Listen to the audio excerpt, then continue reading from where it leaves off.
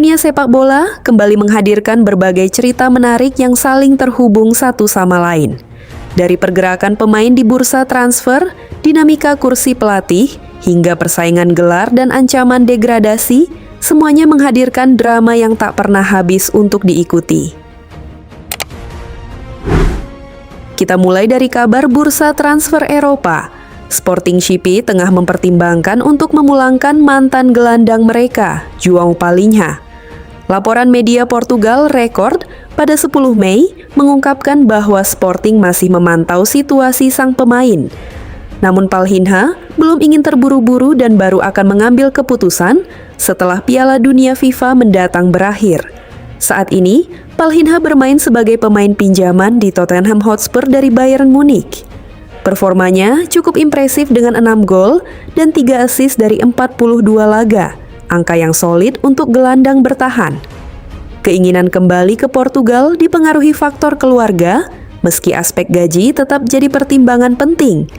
Di sisi lain, Palhinha juga berambisi kembali ke timnas Portugal setelah absen sejak November, dengan target tampil di Piala Dunia musim panas nanti.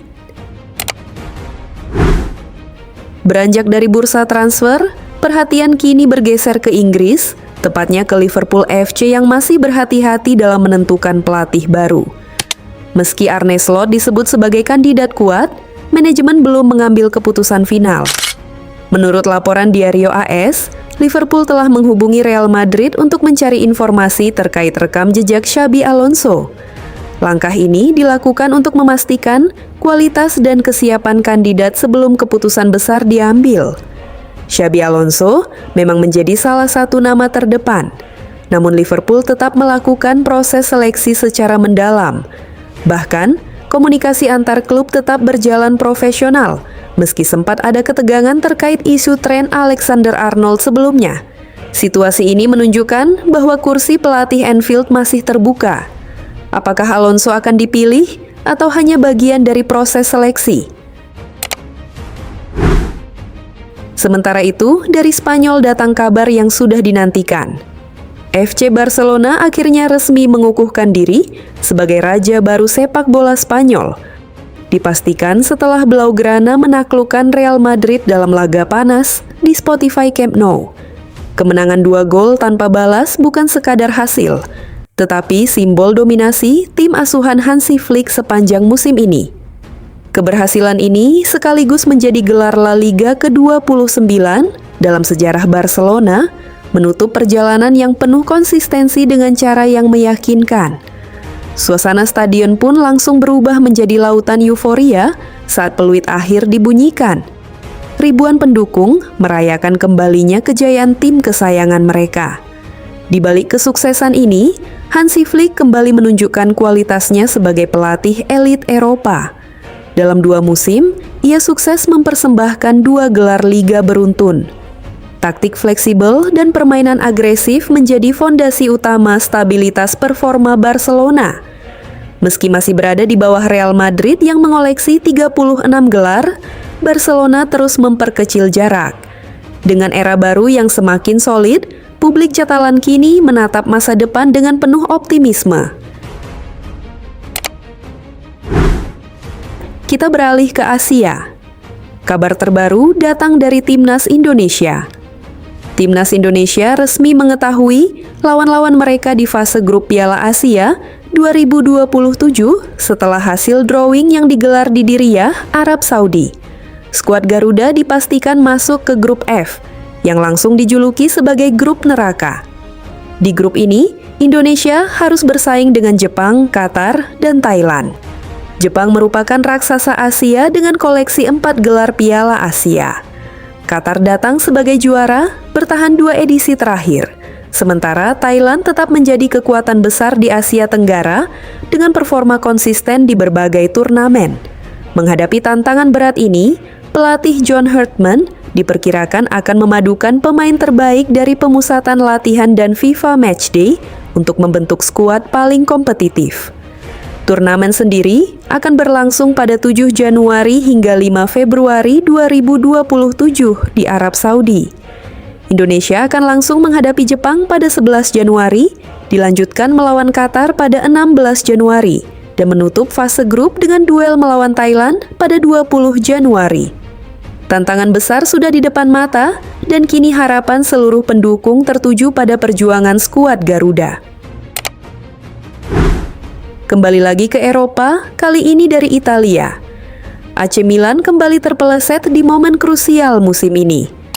Bermain di hadapan pendukung sendiri di San Siro, Rossoneri harus menelan kekalahan menyakitkan 2-3 dari Atalanta dalam lanjutan Serie A. Hasil ini memperpanjang tren negatif Milan menjadi 3 laga tanpa kemenangan, sekaligus membuat posisi mereka di 4 besar semakin terancam. Tekanan pun semakin besar mengingat peluang tampil di Liga Champions musim depan kini berada di ujung tanduk. Pelatih Massimiliano Allegri mencoba meredam situasi dengan meminta tim tetap fokus. Ia menegaskan bahwa yang terpenting saat ini adalah bangkit dan mempersiapkan laga berikutnya dengan maksimal. Dari Italia, kita kembali ke Inggris, di mana persaingan papan atas dan bawah sama-sama menyajikan ketegangan. Arsenal semakin dekat dengan gelar Premier League musim ini setelah meraih kemenangan tipis 1-0 atas West Ham United di pekan ke-36. Hasil tersebut membuat tim asuhan Mikel Arteta unggul 5 poin dari Manchester City, meskipun sang rival masih memiliki 1 pertandingan tersisa. Legenda Manchester United Gary Neville menilai bahwa pada fase krusial seperti ini, performa bukan lagi prioritas utama. Menurutnya, yang terpenting adalah bagaimana Arsenal bisa terus meraih kemenangan hingga garis akhir. Ia juga menyoroti keputusan taktik Arteta saat memindahkan Declan Rice dari posisi idealnya, yang sempat membuat keseimbangan tim terganggu. Meski begitu, perubahan akhirnya membuahkan hasil setelah masuknya Martin Odegaard yang menghadirkan ketenangan di lini tengah. Penampilan gemilang David Raya juga menjadi faktor penentu lewat sejumlah penyelamatan krusial. Dengan momentum yang terus terjaga, Arsenal kini berada di jalur kuat menuju gelar, sekaligus membuktikan kualitas Arteta dalam persaingan panjang melawan Pep Guardiola. Sebagai penutup, kita kembali ke sepak bola Indonesia yang juga menyajikan tensi tinggi. Persija Jakarta harus mengubur mimpi meraih gelar musim ini. Dalam laga panas kontra Persib Bandung di Stadion Segiri, Macan Kemayoran harus takluk 1-2. Sempat unggul lewat gol ala Edine Ajeraye, Persija gagal mempertahankan keunggulan setelah Adam Alis mencetak 2 gol yang membalikkan keadaan. Kekalahan ini membuat Persija tertahan di posisi ketiga dengan 65 poin. Dengan hanya 2 laga tersisa, mereka maksimal hanya bisa mengumpulkan 71 poin. Tidak cukup untuk mengejar Persib di puncak, bahkan untuk melampaui Borneo FC Samarinda yang sudah mengoleksi 72 poin. Kini perburuan gelar hanya menyisakan Persib dan Borneo FC. Secara matematis, Borneo masih punya peluang, namun harus menyapu bersih semua laga sambil berharap Persib terpeleset. Meski begitu, Persib tetap di atas angin karena unggul head-to-head. Dengan situasi ini, aroma juara semakin kuat mengarah ke Bandung. Tinggal menunggu waktu, apakah Persib akan mengunci gelar atau justru lahir drama di akhir musim. Demikian rangkaian cerita dari dunia sepak bola hari ini. Dari awal hingga akhir, setiap kisah menunjukkan bahwa sepak bola bukan sekadar permainan, melainkan panggung penuh drama yang selalu menghadirkan kejutan. Kita tunggu kelanjutan ceritanya di laga-laga berikutnya.